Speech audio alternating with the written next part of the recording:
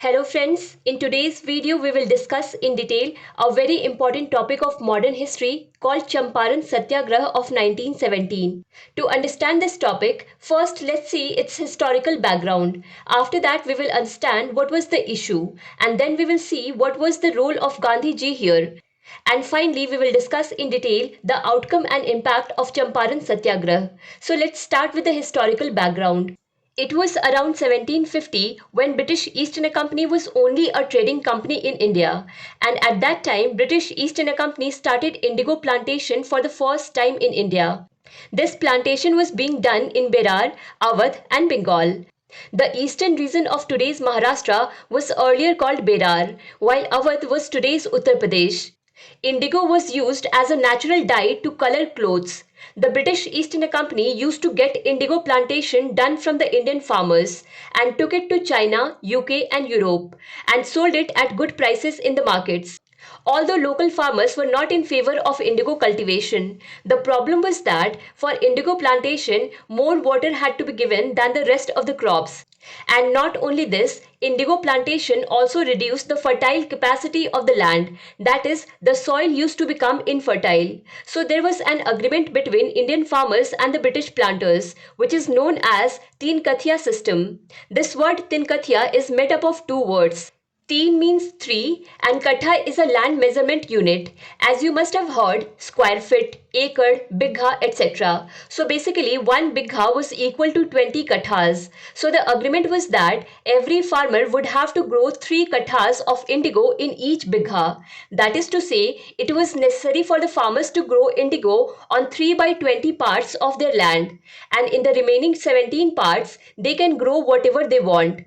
That is, the farmer must sow 3 kathas of indigo in 1 bigha, for which the British planters used to pay a considerable amount to the farmers. So basically it was paid.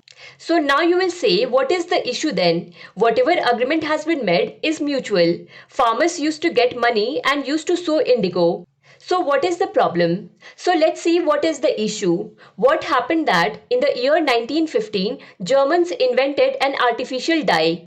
This dye was much cheaper than the organic indigo dye that was being produced in India. So the issue was that the demand for organic indigo dye that was being produced in India kept falling and the demand for German dye was continuously increasing. In such a situation, to reduce the cost of organic indigo dye, the British planters stopped or reduced the advance payment given to the farmers. Indian farmers did not like this. They stopped growing indigo and started doing other farming. That is, on the fixed 3 by 20 lands, now they started growing another crop. But the times had changed. The Britishers were not just traders in India. Now the year was 1915 and there was a British government in India. India was a British colony. So now the British planters also had political influence. Both the police and the government were their own. So they started exploiting Indian farmers. British planters were forcing Indian farmers to continue growing indigo, and for this, British planters sometimes pay a little bit and sometimes not at all. Now here Gandhiji takes entry. Gandhiji had returned from South Africa in January 1915. He had built his ashram in Sabarmati, and in the year 1917, some local leaders from a small district of Bihar, Champaran, reached Gandhiji with the problem of the farmers of Champaran. Gandhiji prepared his own team, in which eminent lawyers like Rajendra Prasad, Anugrah Narayan Sinha, and Braj Kishore Prasad were there. And with this team, Gandhiji left his Sabarmati ashram in Gujarat and reached Champaran in Bihar.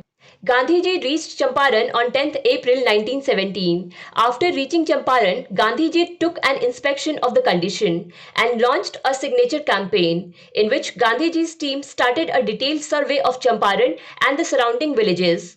What atrocities are being committed on the villagers, the condition of the villagers, and their sufferings were recorded in this survey. How much land does an individual villager have? What is the family size? What is the income? Everything was recorded in detail, and farmers' signatures and thumb impressions were taken on it. When this information reached the British local authorities, the police commissioner arrested Gandhiji for creating unrest in Champaran. 18th April 1917. This was the day when Gandhiji was presented before the magistrate of Motihari court. Around 2,000 local villagers were with him. The whole courtroom was full. People were gathered even outside the courtroom. And when the magistrate asked Gandhiji, "Do you want to say something in your defense?" The magistrate was shaken after hearing Gandhiji's answer. Gandhiji accepted himself guilty in a very humble way. You can see the statement given by Gandhiji in Motihari court here. When this thing reached the top authority, the Lieutenant Governor of Bihar gave orders to release Gandhiji, and the collector also allowed Gandhiji to continue his survey. After this, Gandhiji and his team got back to surveying the villagers, and after taking about 4,000 files, Gandhiji put them in front of the British government. The government found Gandhiji's effort quite genuine. They saw that it was a genuine request from Gandhiji that the situation of the villagers of Champaran should be improved. And at the same time, there was no violence under Gandhiji's leadership. The government was very impressed with Gandhiji. And they thought, why not accept Gandhiji's request? They appointed an Indigo Commission for this issue, in which Gandhiji was also one of the members. On the basis of the report of the Indigo Commission, in March 1918, the Champaran Agrarian Act was passed in Bihar and Odisha Legislative Assembly. This act completely abolished the Tinkathiya system. And along with this, compensation was also given to the farmers. It was a great victory not only for the farmers of Champaran but also for Gandhiji and his followers. Historians see this event as the beginning of the Gandhiji era in the Indian independence struggle. You can read the notes of this video on bookstawa.com website. You can download the mind map of this video by following Bookstawa on Telegram.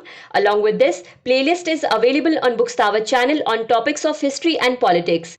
You can watch all the topics in sequence in the playlist. If you like this video, then do not forget to press like button, share this video with your friends and subscribe to Bookstawa channel to keep watching more such videos. I'll see you again with a new topic. Thank you so much for watching Bookstawa.